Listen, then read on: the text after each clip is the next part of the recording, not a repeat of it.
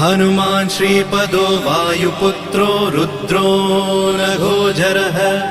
अमृत्यवीरवीरश्च ग्रामवासो जनाश्रयः धनदो निर्गुणः शूरो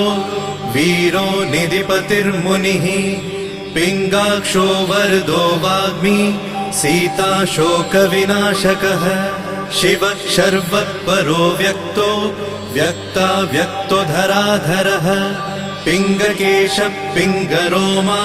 श्रुतिगम्यः सनातनः अनादिर्भगवान् देवो विश्वहेतुर्जनाश्रयः आरोग्यकर्ता विश्वेशो विश्वनाथो हरीश्वरः भर्गो रामो रामभक्तः कल्याणप्रकृतिस्थिरः विश्वम्भरो विश्वमूर्तिर्विश्वरूपो